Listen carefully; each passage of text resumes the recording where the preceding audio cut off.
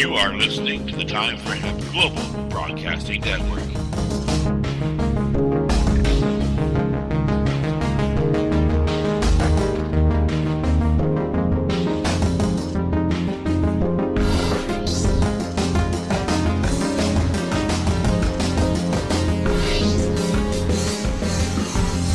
The only broadcasting network dedicated to ending the global war on drugs on iHeartRadio.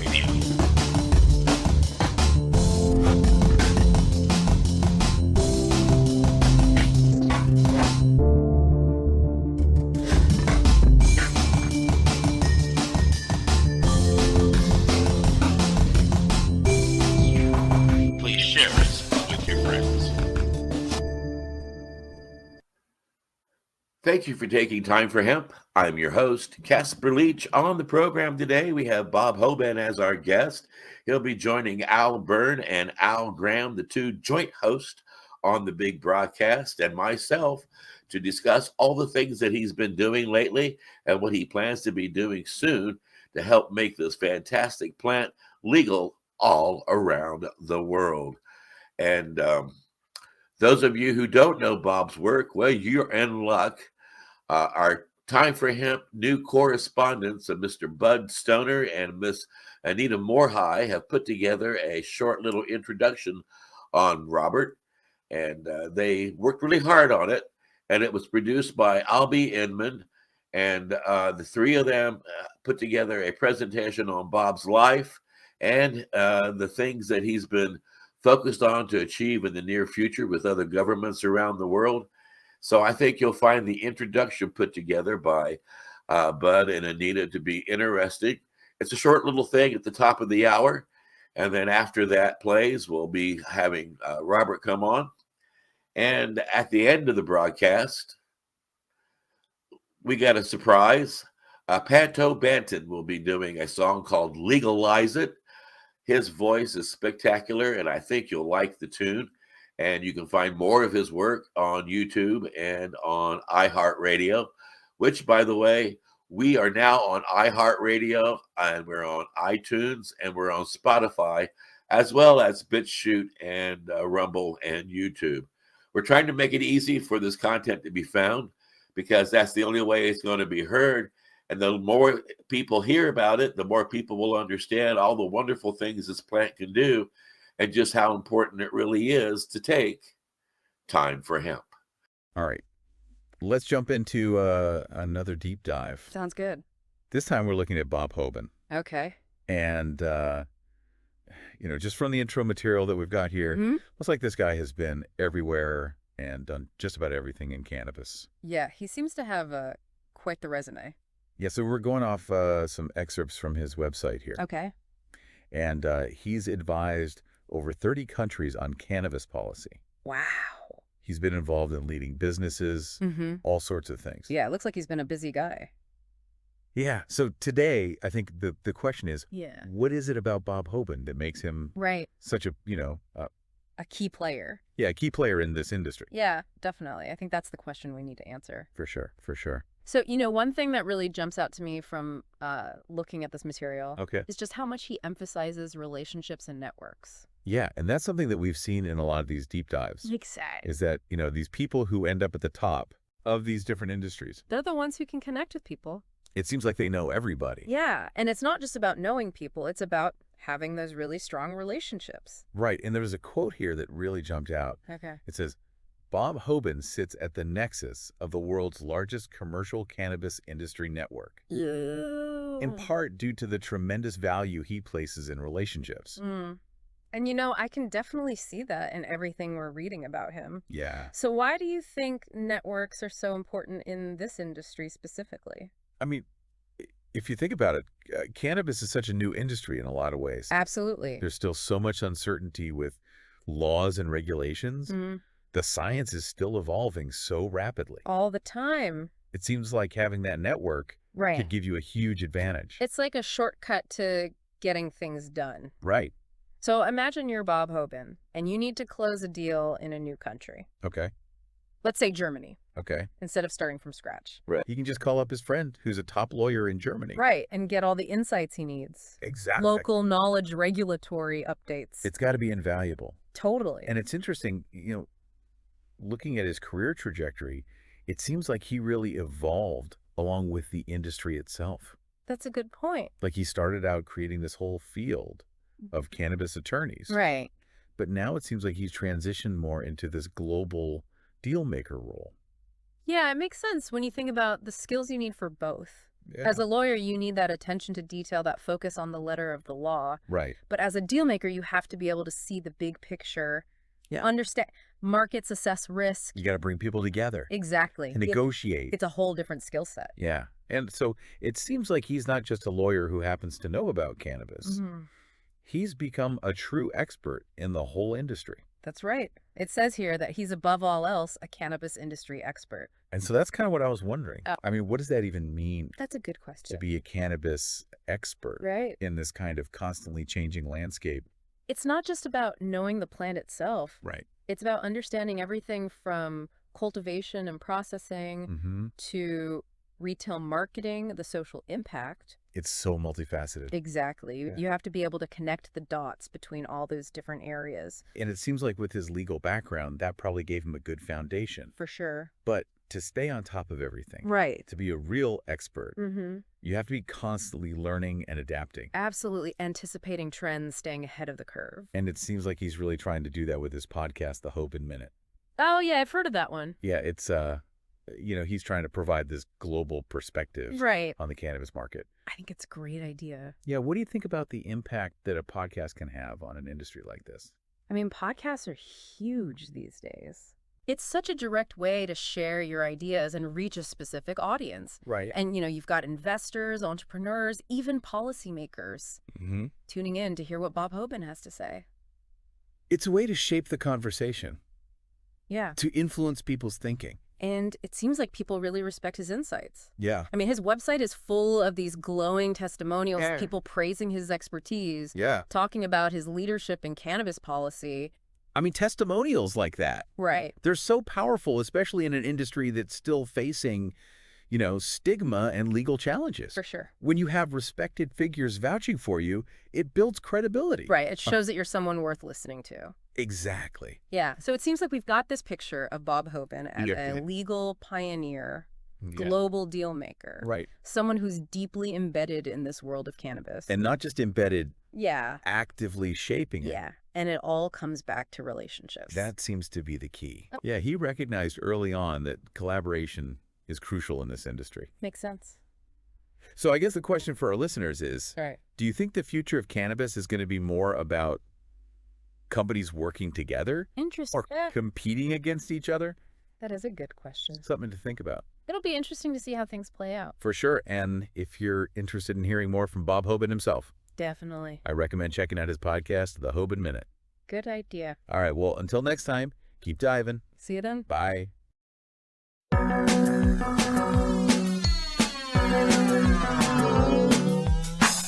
Look at all that money, yeah, the money that they spend. Take another look now and take some time for hemp. I know cut trees for paper, cause it hurts the environment. Stop deforestation, yeah, it's time for hemp. Oh, an acre of hemp makes 20 barrels of oil. No need for pesticides to poison all our soil. People got no food, they got no clothes, they got no rent. Well, right now it's time for hemp. Thank you for taking time for hemp. I'm your host, Casper Leitch. On the program today, I got my joint host with me and my technical supervisors with me. And we're going to be introducing you to a really hardworking lawyer here in the global marijuana movement, global cannabis movement, global hemp movement, depending on what terminology you decide to use. We want to make it a point to ask you to please hit the like button and subscribe button. Share us with your friends. That's how we're found. And anytime you hear the word joint on the Big Joint broadcast, Make it a point to hit your pipes, your bongs, and your vaporizers, and take time for hemp. On the program today, my joint host and I, Al Byrne. Say hi, Al. Hello. Hi. Yes, joint host Al Byrne. We're here like we try to be about every week with either a new interview or a wonderful archive, something we've done in the past that somebody that has educated us well, we bring back to life. Today we have a live interview. A good cannabis guy, all-around cannabis guy who hangs out in Colorado. But in order to introduce him, I'll turn you over to my other co-host, Al Graham, our token Canadian. There you go. Our token Canadian. And yeah, we're token all right. he's not a co-host. He's a joint host. Yeah. Joint host. So yes, like the two of you, I look forward to our interview today. Our guest, Bob Hoban, he's worked with over 35 governments worldwide when it comes to developing cannabis policies and regulations with the, around the commercialization of cannabis as well as hemp. So he must have a pretty strong brain and be able to think a lot if he's done all that work. Jeepers. Well, 35 countries. That's getting to know a lot of laws, because obviously a lot of different laws are different in different countries. And he's dealt with places such as Uruguay and Costa Rica and Chile, Colombia, just to name a few. And he's a lawyer. Yeah. Well, we'll let him tell you what he is. Yeah, let's bring him on and let him tell us all about himself. All right. I some lawyers I like, and some I'm kind of suspicious with. Why don't we bring him on and find out what kind of guy he is? Let's see who this guy is. Yeah. All right. We'd like to welcome Bob Hoban to the Time for Hemp. How you doing, Bob? I'm doing great, guys. It's good to see y'all, and it's a pleasure to be here. I'm happy to be connected. We were talking right before we started recording, and I'm in Colorado, and it's bright and sunny, but it's still cold here. So I'm jealous of anybody that's in warm weather right now. That's you, Al. Well, he should be. I agree. Right off, we're off to a good start. Yeah, we're like minus 20 here, feeling like minus 30. So. As we go on, before I forget, Al Graham's going to pick out some high points of your career here, but I want you to help me with Belize. I heard Costa Rica. I got a Belize story, so I'd like to hear what is going on down there. Okay? Yeah, no, I appreciate it. So, yeah, I started practicing law, graduated from law school, originally from Jersey. Worked for the U.S. government in what was the World Trade Center after graduating from college. Moved out to the West because I'm a mountain climber and a big outdoor person. I wanted to explore the Wind River Range, so I went to school in Wyoming, of all places. Before that, worked for the government in Casper, Wyoming, for a little bit. And Casper, yep, yeah, there you go. That's worthy. And at the end of the day, I went to law school and started practicing law as a commercial litigator. And then my mom got really sick with pancreatic cancer. I was able to sort of help navigate that process for her. No stranger to cannabis myself, but my mom wouldn't literally smoke something to save her life. So we had to figure some things out. And these were the days before dispensaries. So there was a law in Colorado at that point in time that allowed for caregivers. And, finding something that you didn't have to smoke before dispensaries was a little bit challenging. And don't get me wrong, I've been down the road of making cookies and brownies. We've all done that. But that was not exactly the experience that I wanted to give my mom and her first chance, trying to educate her and persuade her that this was medicinal, not just a diversion from, how she felt. And in the context of doing so, I was able to meet a bunch of really kind folks, caregivers in Colorado, that made cookies, crackers, metered out gummies, and all the precursors to the stuff we see in the marketplace today. Dosing, actual set dosing. Well, we Consistent? back in the day there weren't set doses. Not in the early days, no. We put we put this much green butter in it, right? So then you had to basically meter it out yourself. So I said, Mom, we're gonna work this together. So I'd go over there and we'd take for example, a Tootsie Roll, big old Tootsie Roll that was made with green butter, and we'd shave them credit card size slices. Eat it, wait 20 minutes, see if you feel something, and then kind of got it down to a little bit of a routine. I'm proud to say that she lived for about 3.5 years, past her 6-month to live diagnosis. Wow, way to go. Better part of that 3 years with no opiates. So that was good. And as I met a lot of folks that worked in the caregiver space at the time, they said, well, you're a lawyer, right? And I said, yeah. So we started to figure out how to navigate the existing law, which was in our Colorado Constitution, and helped open up the first dispensaries here.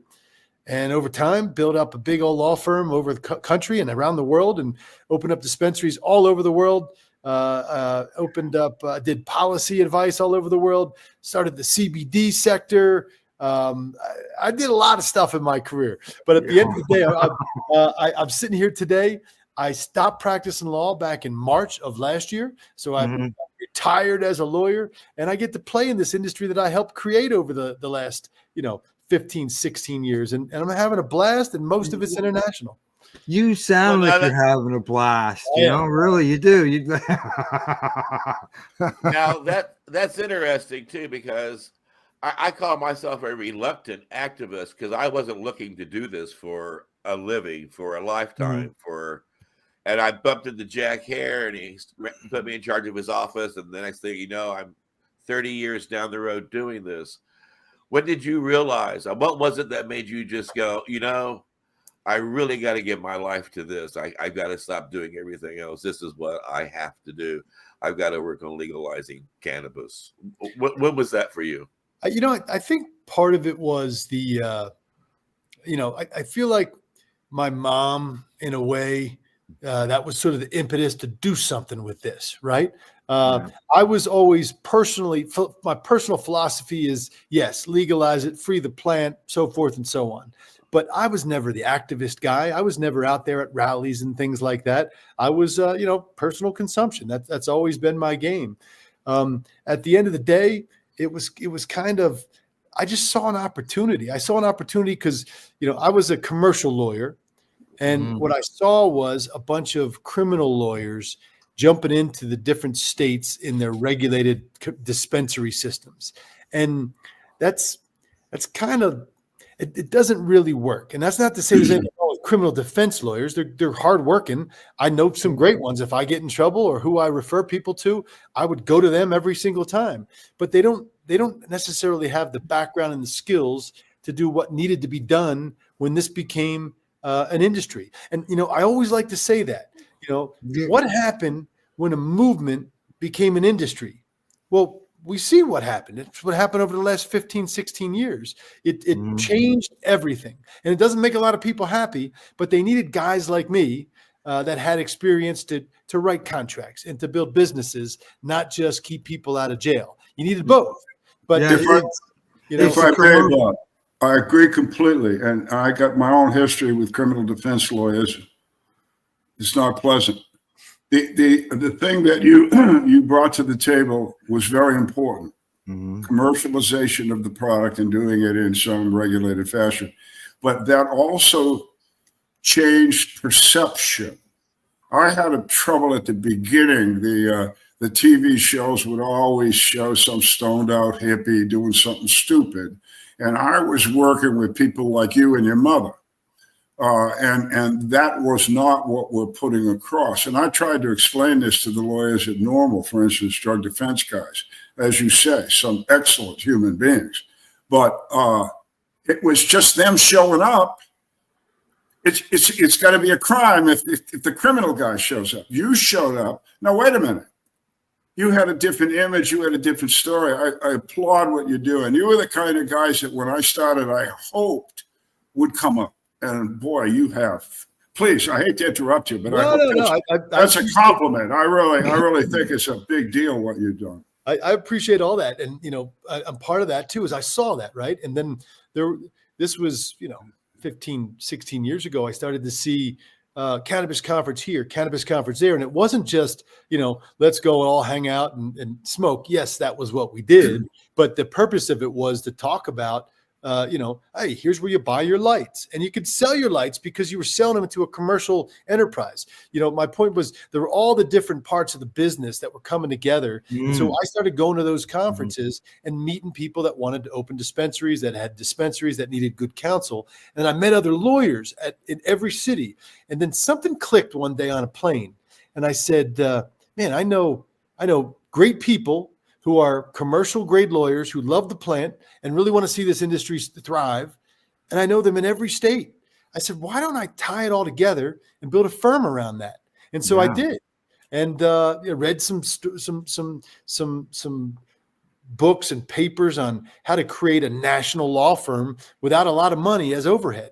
And we built a system out, and frankly, based on that system, not that I invented it by any stretch of the imagination, but that's a system that a lot of these big firms use today, where you don't have to hire everybody. You keep them on an independent contractor, an of counsel status, and then you can build out that firm and sort of be the conduit and then share fees across state lines. So that's what we built. And the Hoban Law Group became the first of its kind. We were in 17 different states. We were in 10 different countries when I sold it in 2021 to a big international firm called Clark Hill. So then I picked up and led Clark Hill's cannabis industry group, built its new Denver office. And then, we won a bunch of awards in 2023 for that cannabis industry group in big law, which was, that was real corporatized law. And then I said, I've done it all. I'm out. And that's kind of how it played out. But that's my story, and I'm sticking to it. But along the way, I met people that would come to me with great ideas. Hey, the law allows me to do this. For example, in 2014, when the first Farm Bill came around, and you talked about hemp, and you talk about Jack. I'm a big fan of Jack. In fact, I was in London just a few weeks ago for work, and where I was at this cannabis industry event, and this guy Robbie, I just posted about this. He actually yesterday on LinkedIn. He says, Bob, I met Jack Harrer, X number of years ago. He even signed my book. I go, that's great. I said, I'm really good friends with his son Dan. And he says, you are. The book is signed by his father. And so I got it with me. So we took a picture together and we called Dan and this and that. It was a walk down memory lane. But those principles got me excited about hemp. Maybe 5, 6, 7 years into my cannabis career, because I started to see the opportunity for CBD.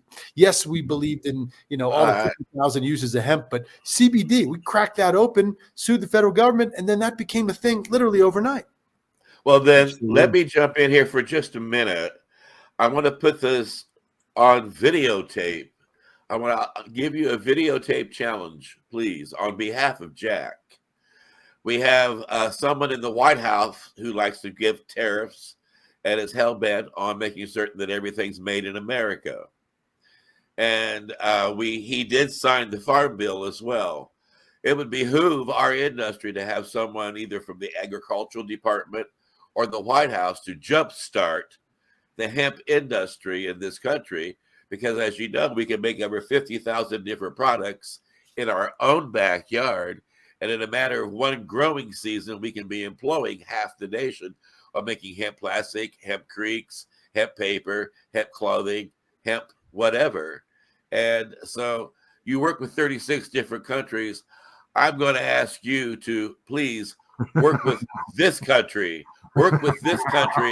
and our agricultural department and the people in the White House, and take the other members of all the other states that you're working with, because you said you're in a handful of states, and roll up your sleeve and march into Washington and say, hey, Henry Ford was going to make a car out of this. The first time the word billion was ever used as a cash crop was in 1937 in the Popular Mechanics magazine. Popular Mechanics, yes, sir. And here's what we need to do. You want to jumpstart American jobs. You want to create American products. You want to invest in the American people. We can even use hemp as a 3D product for 3D housing to be built. So I'm giving you a challenge on video to go to our White House and our agricultural department and ask them to jumpstart our hemp industry. Well, Casper, I appreciate all that. And I can tell you this, that what you're asking for is not falling on deaf ears, certainly not with me, but I can tell you for certain it's not falling on deaf ears at the White House.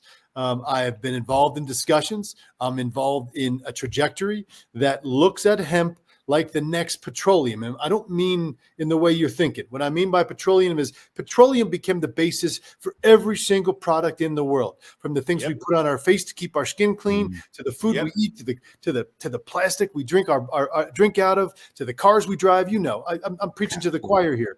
They understand that hemp can be an American-grown commodity that does the exact same thing. That is there. The question becomes, how do they get big business partners to make this go forward? And how do we get past this problem we have right now, which is sort of this esoteric marijuana sector, dispensaries, for lack of a better way to put it. And then you got the hemp sector, all selling the same thing, the cash product, cannabinoids. And cannabinoids are only ingredients, when it boils down to it, in other products. Now, that I don't want to malign the plant or talk about her that way, because the flower is a beautiful thing and we all have a relationship with the flower. But when you take things out of the flower, as industries tend to do, you create cannabinoids, and people want cannabinoids for the feeling and the benefits that come from it. And there's also the stalk of the plant that can be used for the fibers for the clothing and for the paper that's being made and for all those other aspects as well. So you cannot ignore or forget or overlook the other aspects of this multi-trillion-dollar plant. Yes, Dispensaries are temporary. So you're taking on the they're an endangered species.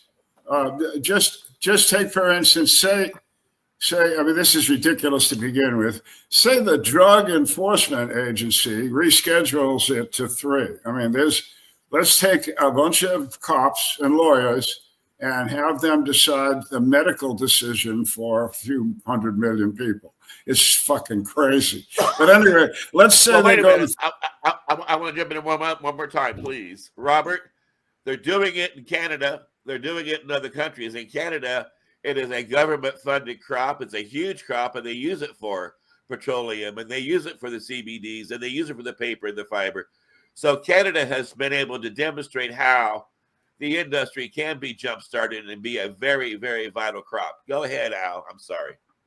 If it goes to Schedule 3, in our United States laws, that means that a prescription still has to be written. It can be written off-label, meaning a doctor or a veterinarian can write it for about anything, but it's got to go to a pharmacist. Dispensaries become absolutely unnecessary and a dead species. Now, the black market will still survive.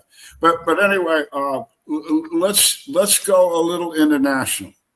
I want to tell my Belize story.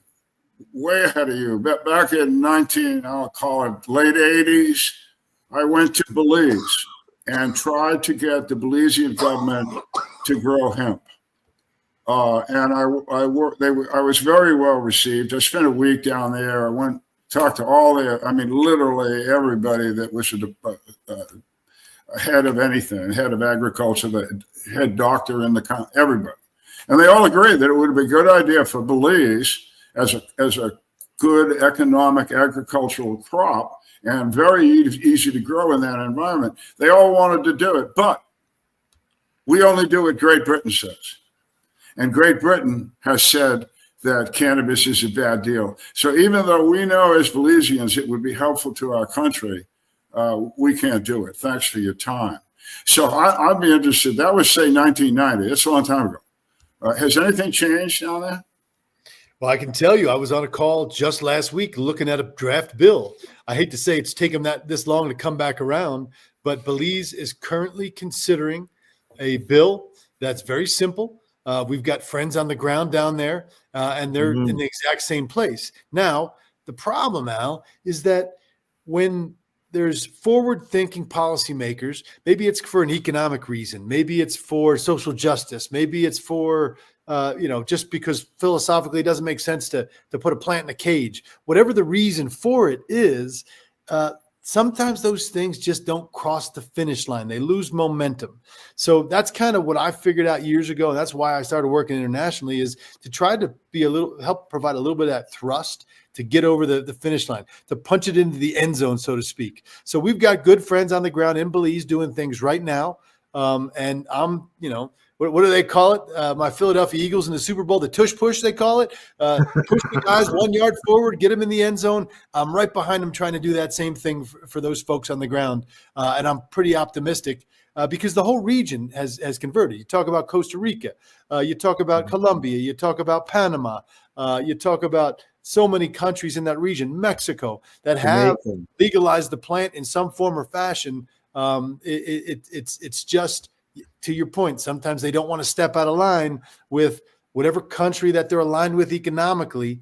And those countries, the US, the UK, they don't exactly provide leadership on this issue. Well, I'm glad Belize, it took them 3.5 decades after my time down there, I guess. But if you're looking for an approach here on foots on the ground, that reminds me that there seems to be like a place called Los Angeles that needs to rebuild. North Carolina needs to rebuild. Texas, Tennessee needs to rebuild. Some parts of Florida need to rebuild. And, if we're rebuilding with Hemp Creek and we're using hemp woods and we're making hemp plastics for the items that need to go into these hemp houses, our government could quickly rebuild those areas with our own crops, with our own farmers being paid, and our own American workers making our own products in our own backyard. Before that happens, there's no infrastructure. The infrastructure is not there. That's the problem.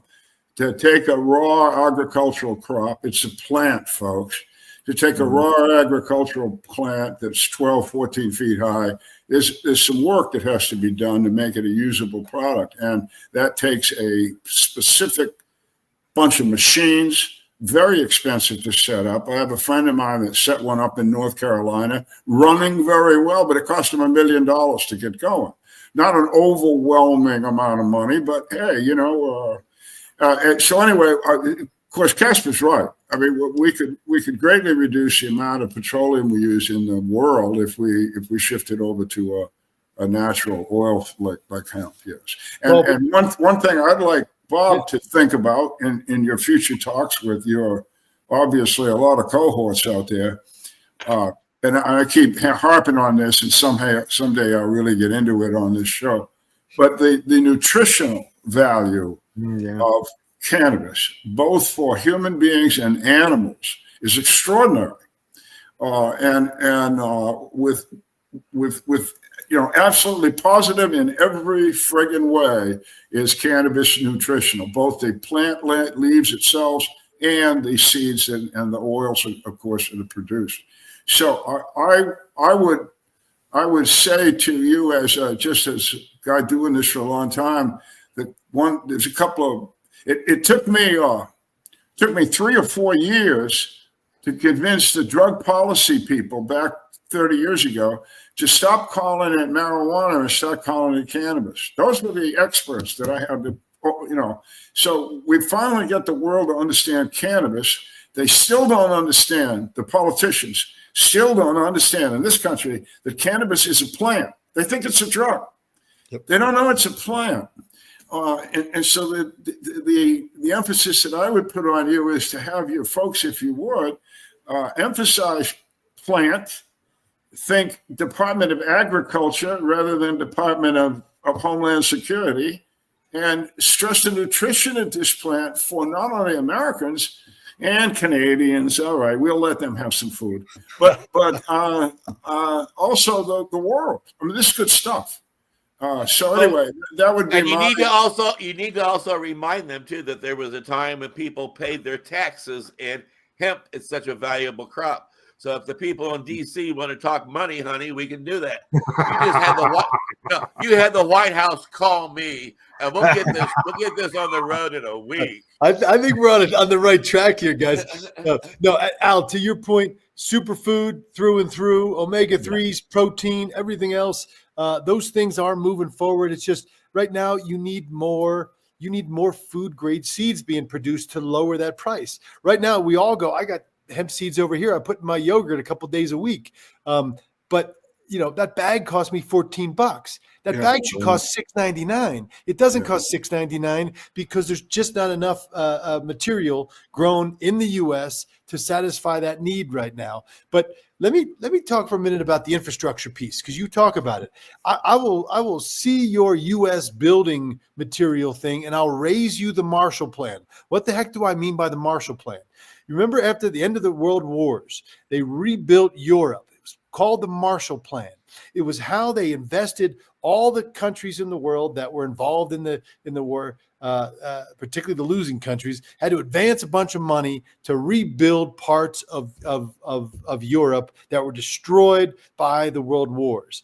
Poland is a great example of that. They actually did use hemp building materials in whole villages in places in Poland. I've been to those villages. It created the oldest, longest standing hemp institute in the world in Poznan, Poland, which I've been to a dozen times and worked with them over the years. Really, really great people. But where I'm going with this is think present day Ukraine. Think future Marshall Plan. When this debacle in Ukraine is over, between Russia and Ukraine, and they need to rebuild whole cities, whole villages. To your point, that is what they're going to use. And this isn't me saying this. This was presented at a post-war building plan seminar in Toronto 2 years ago. And believe it or not, Ukraine was one of the largest standing hemp producers in the world for a very long time, still is, but it dropped off, of course, because of the destruction that's happening in that country. Point being is they are going to use hemp to rebuild Ukraine. There's a great Ukrainian by the name of Sergey. He's known as Dr. Hemp House. He builds hemp houses all over the world. Look him up online if you haven't seen him. He's got videos of this. So the infrastructure is not exactly there to support it on a wide scale, but it's in process, and that will be the future. And think about the fact that hemp building materials are flame retardant. These buildings wouldn't burn down in California if they were built with hempcrete type materials. So we're on the same page about that. It's just about getting that information to the right people and not sounding like a quack in doing so. It takes time. And we can rebuild. Well, you're talking to three guys here that we've been called quacks for our whole goddamn life.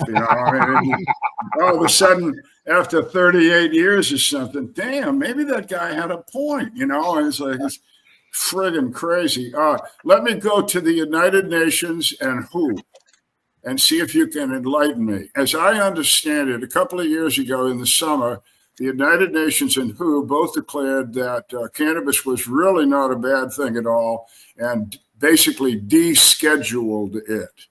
And by doing so, a colleague of mine, Mike Kravitz, pointed out to us that according to the UN statutes, which he was very familiar with, the United States government, namely the Attorney General, this is a lawyer question, the Attorney General was required by law to alter our schedule of any drugs so redesigned by those organizations. And of course, this was all done in the right way. So the 1961 single treatment, whatever the hell they call it, that treaty was not violated. Anyway, cannabis became non-regulated by the United Nations, and the Attorney General of the United States, by our U.S. law, was supposed to have altered our schedule. Myself and two other guys actually had a conversation about a year ago with the White House, with their drug advisor. We informed him of this, and he had no idea what we were friggin' talking about. But he took notes and said, well, I got to bring this up then. And 2 weeks later, President Biden said that he was referring this item to the Attorney General. We wrote the Attorney General and said, so what are you doing? What's going on?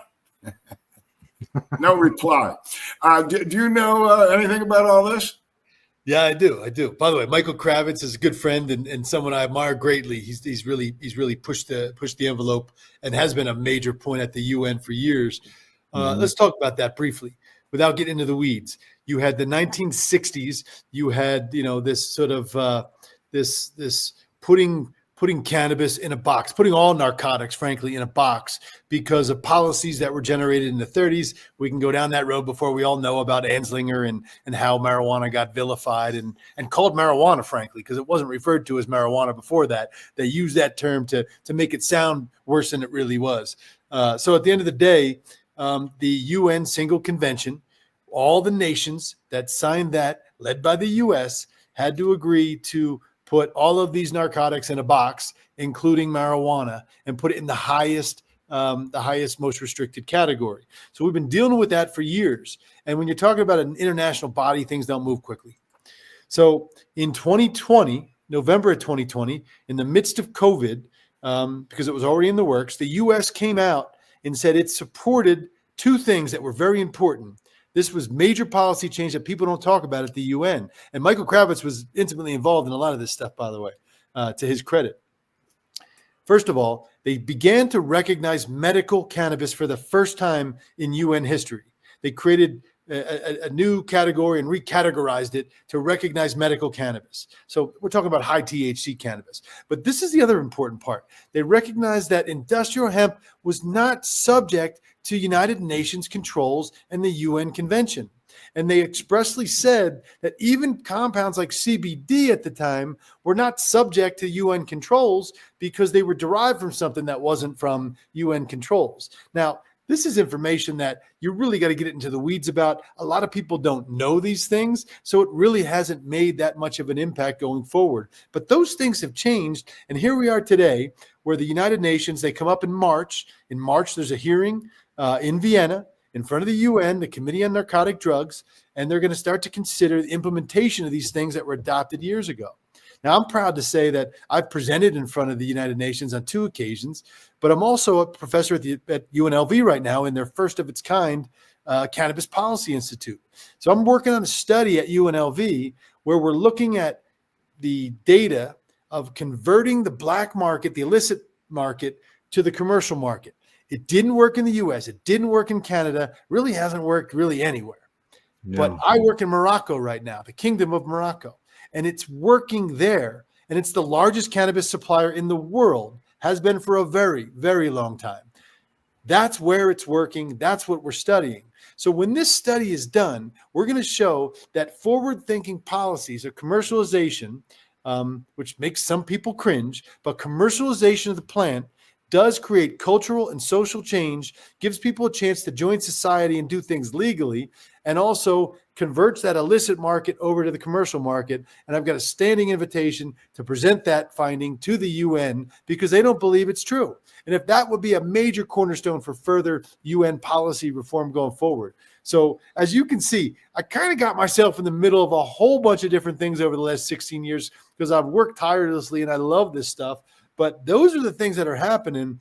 And, you know, believe it or not, as much as the Trump administration's, you know, getting a bad name in certain circles, and I come at this thing politically agnostic. I tell you, I'm neither Republican nor Democrat. My values are libertarian, right through and through. But I have to tell you, I see a lot of good things coming out of the White House. There's a lot of bad things coming out of the White House. We have to talk about those things. But the good things are reform of government, and I do think business-friendly cannabis policies that have an impact on the global stage. Everybody waits for the U.S. to move first. Well, the other thing is he wants to be the biggest in everything. He wants America to be the biggest. With this plant, if it's properly spearheaded, we can actually overnight in a growth seasons start to create $1 trillion worth of jobs and products in this country and turn this country into the leading hemp cannabis market on the planet. Well, it is a crop. Again, I think. Yeah. Have the White House call. Give him Casper's number. Bob, we haven't got a whole bunch of time there. I'm watching the clock there for you. So I want to give you an opportunity to talk about GPS. Sure. No, I appreciate that. GPS, website is gps.global. Greenbridge Proven Strategies. Greenbridge, meaning we sort of create that bridge between, you know, the historical legacy of cannabis and then bringing it over that bridge into the commercial marketplace. And again, that's really distasteful for a lot of people because they don't like how commercialization of the industry has gone. But that's my activism. That's my contribution as I see it to the world, is to bring something from the dark into the light and ultimately create some rules around it. And that doesn't mean human behavior is going to change. People that grow in their basement are still going to grow in their basement. And by the way, you know what? If you Casper, I won't even ask you where you get your cannabis from, but I bet it's not a dispensary, because people that consume on a regular basis, myself included, don't shop at dispensaries. We still either grow it ourselves or we go to the guy that grows it down the street because he's allowed to grow it under some freedom of self-grow law in a particular state. So it's not apples to apples with the alcohol industry where, for example, if I drink bourbon every week or wine or beer, I go to the liquor store once or twice a week. Regular consumers of cannabis don't shop in the regulated system. So that notion of, well, you commercialize it, you kill everything that's good about it, I don't buy it, because those of us that do it do the same thing we've always done. It just opens up relief, it opens up opportunity, it opens up legal access and jobs for people that really love this plant and want to work around it. And to me, that's a good thing. So that's what we do at GPS, is we help bridge that gap. We help bring government solutions. We say, all right, government, here's what your options are if you want to create legality. But you know what? When you ask a government if it wants to do that, or you pick up on why they want to do that, what's their why? Do they want to create social change, criminal justice reform, medical cannabis? Do they want to just change policy overall? Or do they want to create a new economic sector? You got to figure out their why. And then you got to figure out how to get the operators into that same theory of thinking. And it differs in every jurisdiction around the world. That's what we do. All right. Well, and there's the other aspect too. It also cuts back on ruining lives people are sitting behind bars because of these unjust laws against a PLANT. Yep. Hello. Yep.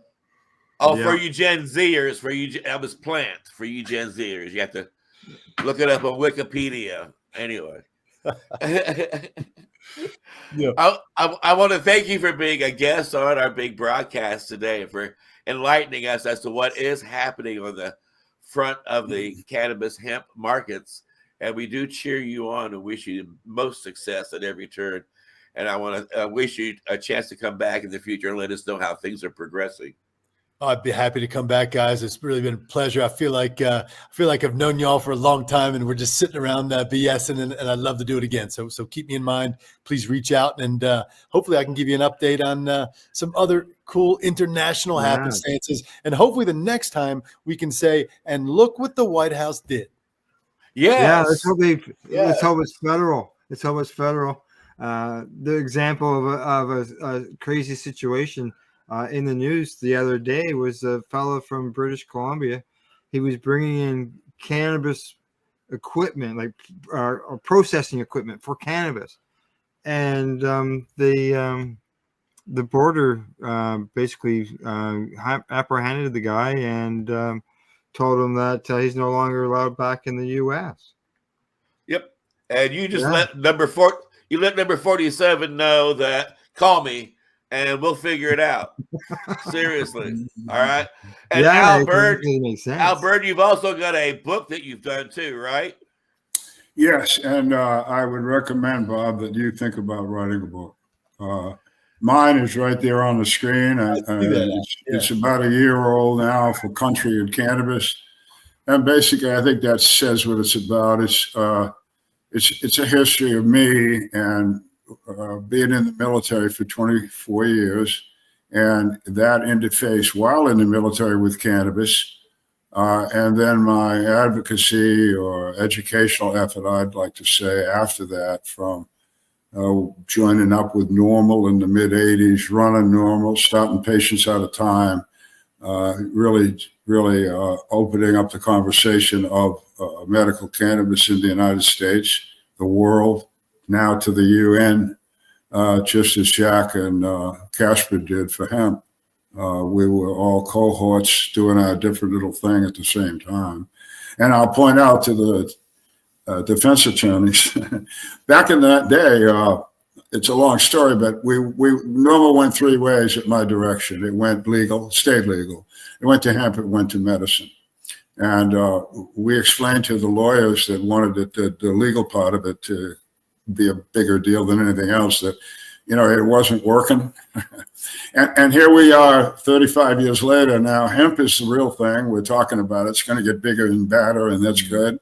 Medical cannabis is here to stay, not going anywhere, getting more and more developed, as it should be. And we still haven't legalized it. So it could be, again, that defense attorney idea has had its time, and maybe we should shift the idea of how to legalize it into a more logical format. And one of the problems you're going to have, I think, we talked about this last week with a previous author, James. He said something interesting. He said, let's say we just legalize this stuff. He said, what are you going to do with all the people you just put out of work? All those law enforcement people? Well, we can shift them around. Yeah. But what about the dealers and the guys that are smuggling and the guys that are doing all the backup? What are you going to do with them all? There's millions of them. And essentially, it's a good question, because there are millions of people involved in this black market. It works rather well, as we know. We just all saying, yeah, it works good. But some of them will go away, but a lot of them will have to find other occupations. And the government's going to have to do that. And it could be that hemp's the answer. Try and get these people into that type of a network. But it's a question that needs to be looked at by politicians. I'm sure they are, if they're thinking, because we want regulation, and we want legalization, and we want individual use. That's what we all want. We want to be able to grow cannabis in our backyard, just like I can grow my beans and my beets. So, well, add that to the challenge, Bob, as you go to Washington. I'm serious. Start on our home front. America first. We want to make American hemp great again. We want to we want to make American hemp great again.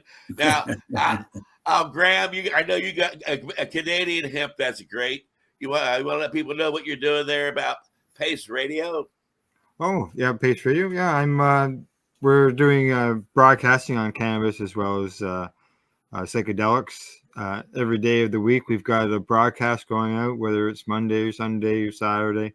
There's I think we got 8 broadcasts on the network alone, and it's all patient driven. We're all patient advocates, and all out there spreading the information about medical cannabis. And by the way, we're all volunteers, and we're not asking for anything. We're going to do this no matter what the hell goes down.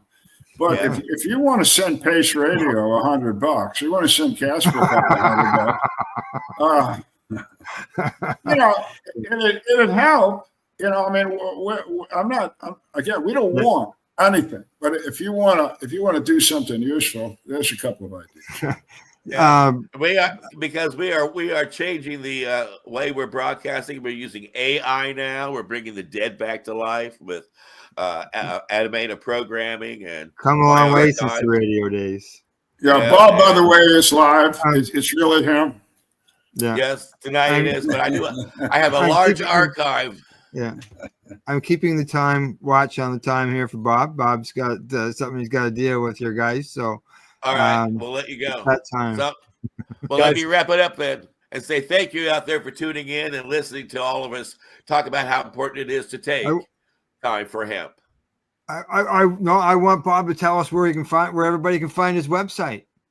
Easy to find, guys. BobHoban.com. GPS.global. My pleasure, guys. I love doing this. I'd love to do it again. Keep up the great work. Keep up the great message. And Al, I'm picking up your book one way or the other before the end of this week. I appreciate that. Thank you very much. All righty. Go ahead, Casper. Do your spiel. It is important everybody out there in the whole world know how important it is to take time for hemp.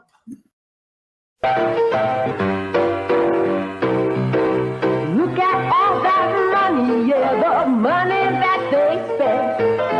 Take another look and spend some time for him.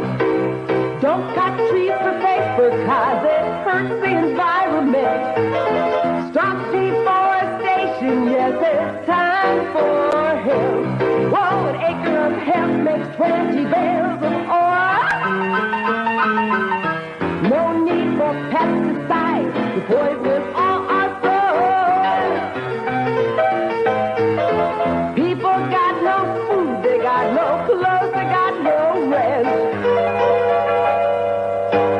Well, time for hemp! Yeah!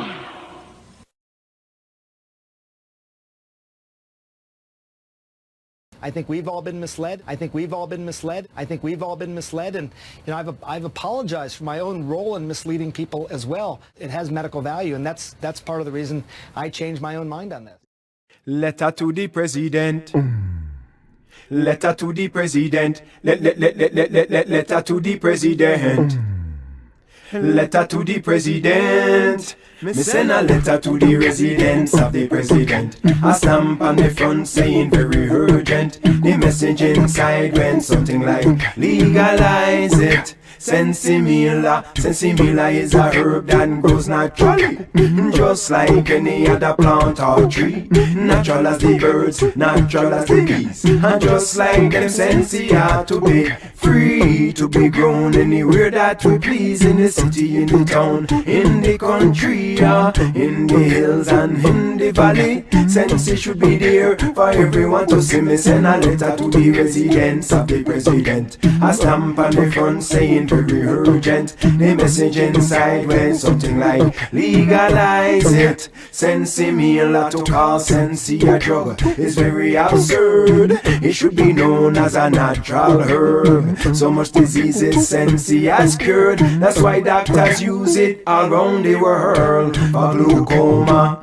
and fever, rheumatism, arthritis and asthma, insomnia, emphysema, and to block epileptic seizure, to alleviate the pain and nausea associated with the AIDS and cancer. Some say it is the best stress reliever. Lord knows I'm a believer, so give me ganja cookie, me herbal tea. Sensimilla is I don't care what no government say. Sensimilla is okay. Ganja cookie and me herbal tea. Sensimilla is I don't care what no government say. Sensimilla is Lord, we want legalization, decriminalization and emancipation for all those sentenced to incarceration for participation with the healing of the nation. It's just another case of political insanity,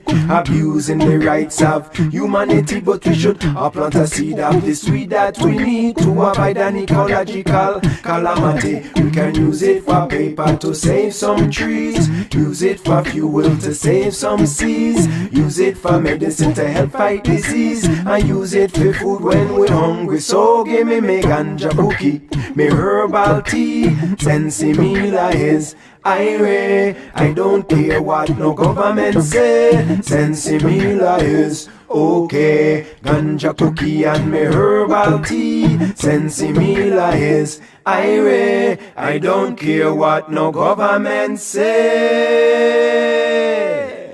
Sensimilla is okay.